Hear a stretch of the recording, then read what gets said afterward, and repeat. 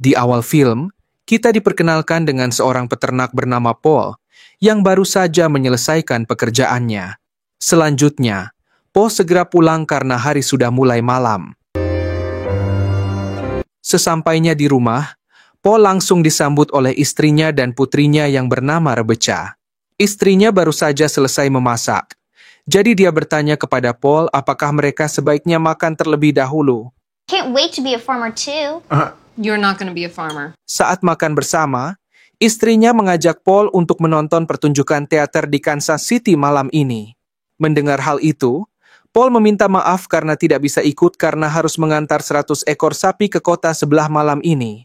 Akhirnya, Paul mengatakan agar hanya istrinya dan Rebecca saja yang pergi menonton teater. Lalu, Paul mengatakan bahwa ia memiliki teman masa kecil di Kansas City, jadi jika istrinya dan Rebecca menginap, mereka bisa bermalam di rumah temannya. Sang istri pun setuju, dan dia akan berangkat dengan Rebecca. Tak lama setelah itu, rekan kerja Paul datang mengajaknya untuk bersiap-siap mengantar 100 ekor sapi. Segera, Paul berpamitan kepada istrinya dan Rebecca. Ia juga tidak lupa untuk meminta keduanya berhati-hati dan tetap menghubunginya. Menjelang sore, Paul terlihat sedang mempersiapkan semua sapinya, sementara sang istri dan Rebecca bersiap-siap untuk pergi ke Kansas City. Adegan berpindah ke Kansas City, di mana kita diperkenalkan dengan seorang bos mafia bernama Jimmy. Jimmy terlihat sangat marah, bahkan sampai membunuh salah satu anak buahnya karena membiarkan beberapa wanita hasil culikannya kabur. Don't need you anymore. Setelah itu, Jimmy memerintahkan tangan kanannya untuk menculik beberapa wanita lagi sebagai pengganti wanita yang sebelumnya kabur. Kemudian, Jimmy masuk ke sebuah ruangan dan berbincang dengan penasihatnya untuk membahas bagaimana bisnis mereka bisa berkembang. Shit, no brains is fucked up my flow. Adegan berpindah ke Paul, yang pergi ke rumah ayahnya untuk meminjam truk karena ia kekurangan kendaraan untuk mengangkut sapinya.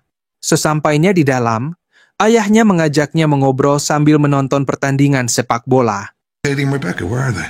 They got that kids play thing. Tak lama kemudian, Paul dihubungi oleh anaknya, Rebecca, melalui video call. Rebecca ingin memberitahu bahwa ia dan ibunya sebentar lagi akan sampai di parkiran teater. Paul meminta mereka berdua untuk berhati-hati dan terus memberinya kabar. Kemudian, Rebecca dan ibunya tiba di tempat parkir, dan video call masih tersambung dengan Paul. Namun, dua pria tiba-tiba mendekat tepat saat mereka berdua keluar dari mobil. Ternyata mereka adalah tangan kanan dari Jimmy, si bos mafia. Istri Paul berusaha menjauhkan para pria itu, namun mereka langsung menangkap Rebecca dan istri Paul. Paul yang melihat kejadian tersebut melalui video call menjadi panik. Pada saat yang sama, istri Paul mencoba melawan hingga akhirnya ditembak mati oleh tangan kanan Jimmy. Kejadian itu disaksikan langsung oleh Paul yang hanya bisa menangis saat melihat istrinya ditembak dan Rebecca diculik.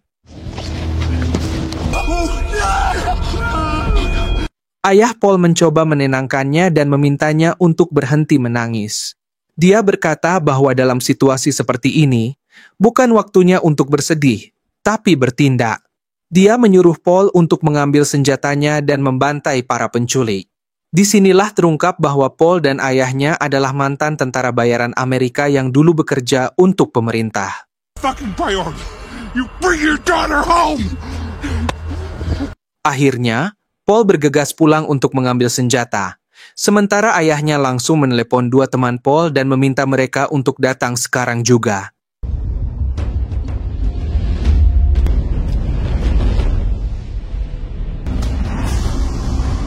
Sepuluh menit kemudian, ayahnya terlihat bersama dua teman Paul. Diketahui bahwa teman yang memakai topi bernama Ishak, sementara yang tidak bernama Bolan. Sang ayah menjelaskan bahwa mereka harus membantu Paul mencari Rebecca yang baru saja diculik di Kansas City.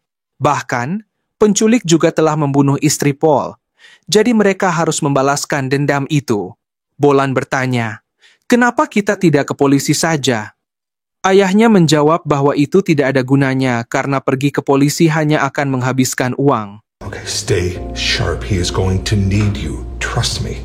Tak lama kemudian, Paul datang kembali dengan membawa senjatanya. Ayahnya langsung menjelaskan bahwa Paul akan ditemani oleh Bolan, Ishak, dan dirinya. Mereka bertiga akan terus membantu Paul sampai berhasil membawa Rebecca pulang dan membantai para penculik. Namun, mengingat usia ayahnya, Paul meminta agar sang ayah tidak ikut. Paul hanya akan pergi bersama Bolan dan Ishak, itu pun jika mereka bersedia. Untungnya, Bolan dan Ishak tidak keberatan membantu Paul, jadi mereka langsung menuju Kansas City. Bring my granddaughter home. Adegan berganti kedua orang suruhan Jimmy yang membuang mayat istri Paul di suatu tempat. Don't eat the sausage in Kansas City. Sementara itu, Rebecca disekap oleh tangan kanan Jimmy dan disatukan dengan wanita lain yang juga menjadi korban penculikan. Tampaknya wanita itu sangat merasa kasihan kepada Rebecca, mengingat usianya yang masih muda. Di sisi lain, Paul, Bolan, dan Ishak terlihat sudah tiba di Kansas City. Tujuan utama Paul adalah berkeliling di sekitar teater tempat kejadian penculikan terjadi. Setibanya di sana, Paul masih mengingat bahwa istrinya dibunuh dan Rebecca diculik di tempat parkir dengan jalan yang masih berupa kerikil. I bet that guy knows something. Pada saat yang sama, Paul melihat seorang badut. Dia memutuskan untuk bertanya mengenai keberadaan tempat parkir yang jalannya masih berupa kerikil. Namun, badut itu meminta uang terlebih dahulu. Hal ini membuat Paul marah dan memberinya sedikit pelajaran. Akhirnya, sang badut meminta maaf dan bahkan bersedia mengantar Paul ke tempat parkir yang dimaksud.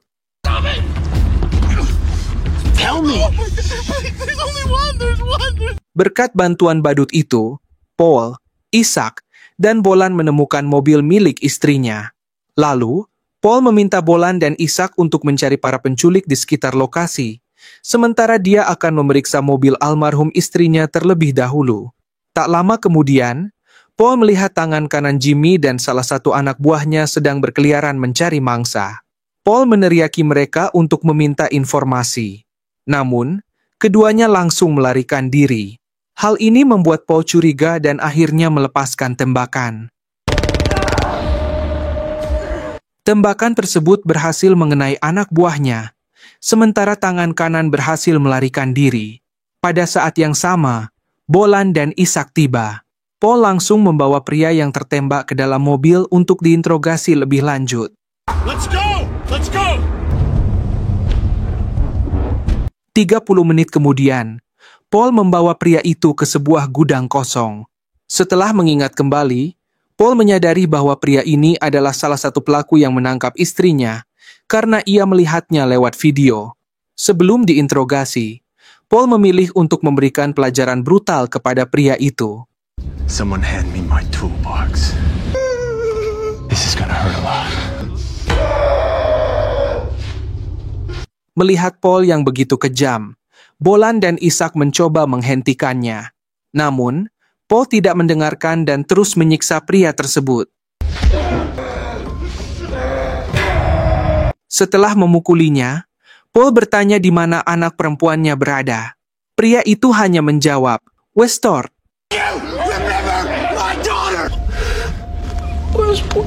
Tak lama setelah itu, ia pingsan karena tidak tahan dengan siksaan Paul. Melihat Paul yang sulit dikendalikan, Bolan akhirnya tidak bisa lagi ikut bersamanya. Ia memilih untuk pulang terlebih dahulu karena tidak terbiasa dengan hal seperti itu. I just want to go home. Paul mempersilakan Bolan jika ingin pulang. Bahkan ia juga mempersilakan Ishak untuk pergi. Pada akhirnya, Bolan memutuskan untuk pulang, sementara Ishak memilih untuk tetap bersama Paul.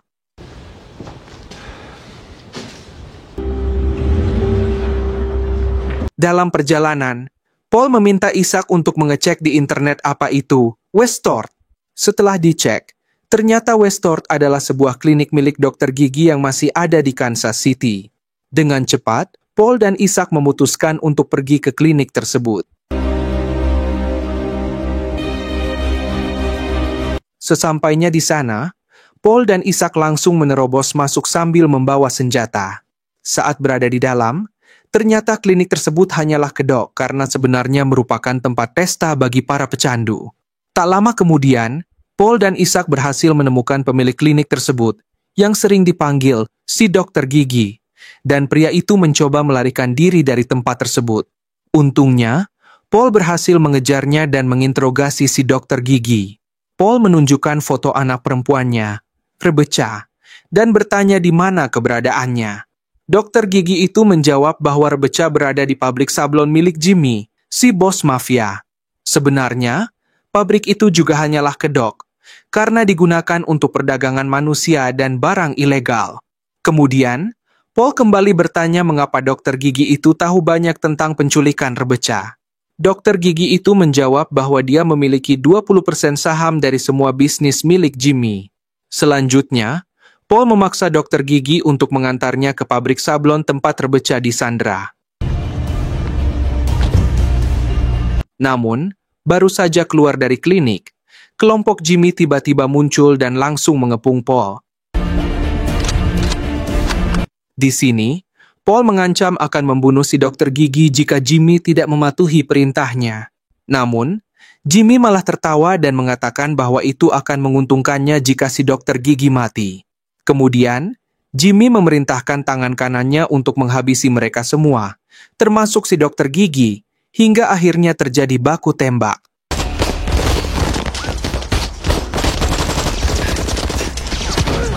Karena kalah jumlah, Paul tertembak dan akhirnya jatuh pingsan. Sementara itu, Isaac dan dokter gigi tewas di tempat. Jimmy kemudian memerintahkan tangan kanannya untuk membawa Paul ke markas dan mengeksekusinya di sana. Sesampainya di markas, Paul hendak diturunkan oleh 2 anak buah Jimmy. Namun, seorang musisi tiba-tiba muncul dan membunuh kedua orang itu dengan gitarnya, lalu membawa Paul pergi.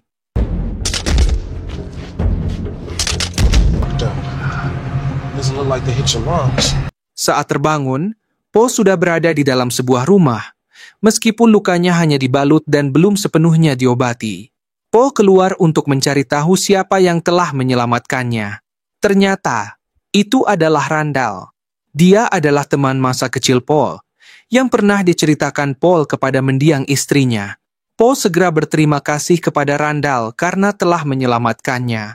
Lalu, Randall menjelaskan bahwa Paul terluka cukup parah karena masih ada beberapa peluru yang bersarang di tubuhnya. Rencananya, Paul akan dibawa ke rumah sakit hari ini agar lukanya bisa segera ditangani. Namun, Paul menolak karena ia tidak punya waktu untuk ke rumah sakit. Paul juga memberitahu Randall bahwa ia sedang memburu Jimmy karena telah membunuh istrinya dan menculik putrinya, Rebecca. Sebelum melanjutkan percakapan, Randall mengajak Paul untuk melanjutkan ngobrol di dalam karena cuaca di luar semakin panas. Di dalam, Randall menunjukkan kepeduliannya terhadap semua masalah yang sedang Paul alami. Namun, akan sia-sia jika Paul bersikeras pergi dalam kondisi seperti ini. Randall kemudian menjelaskan bahwa ia memiliki teman seorang dukun sekaligus pemimpin sekte.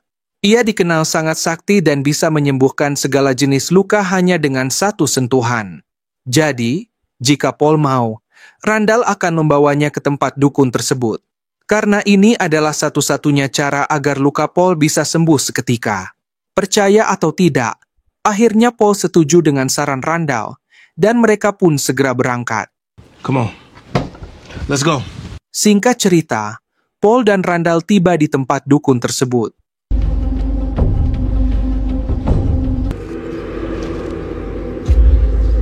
Di sana, Randall langsung memperkenalkan Paul kepada dukun itu dan menjelaskan maksud kedatangannya. Mengetahui bahwa Paul ingin sembuh dari luka tembak, sang dukun mengatakan bahwa itu adalah hal yang sangat mudah. Namun, itu tidak gratis, karena Paul harus membayarnya dengan bergabung dalam sekte yang dipimpin oleh sang dukun. Akhirnya, Paul setuju, asalkan lukanya bisa disembuhkan saat itu juga. Dengan satu sentuhan saja, luka Paul langsung sembuh. Bahkan, pakaian Paul yang sebelumnya penuh darah kini sudah bersih kembali. Melihat hal itu, Paul tidak percaya bahwa ada dukun sehebat itu di Amerika. Paul berjanji akan bergabung dengan sekte itu, Tetapi nanti, setelah ia berhasil membawa pulang Rebecca dan membasmi kelompok Jimmy. Untungnya, sang dukun tidak mempermasalahkan hal itu selama Paul menepati janjinya. Setelah itu, Paul dan Randall berpamitan karena mereka berencana untuk menyerang kelompok Jimmy hari ini. Saat di luar, Randall memutuskan untuk membantu Paul. Randall juga membenci Jimmy yang selalu membuat masalah di Kansas City. Akhirnya, mereka berdua pergi ke pabrik sablon milik Jimmy untuk menyelamatkan Rebecca. Sesampainya di sana, tampak pabrik dijaga ketat oleh anak buah Jimmy. Sementara itu, Randall dan Paul memutuskan untuk mengambil senjata mereka terlebih dahulu karena mereka tidak membawa senjata.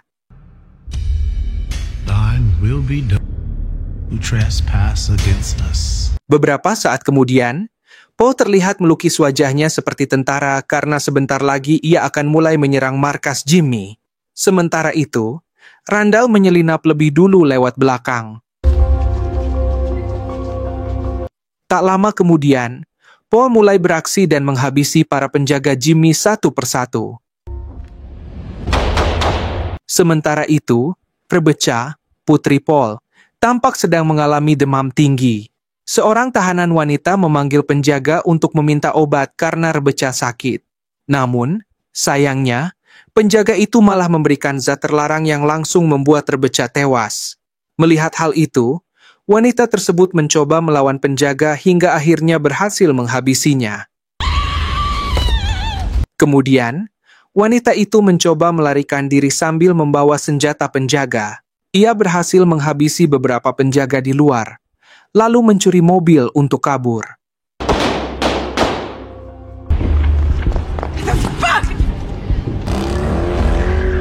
Sementara itu, Randall yang berhasil masuk mulai menggunakan gitarnya.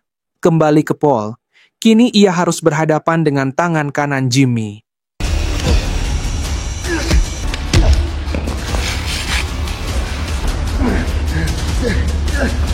Pertarungan berlangsung cukup lama. Namun akhirnya Paul berhasil mengalahkan orang kepercayaan Jimmy tersebut.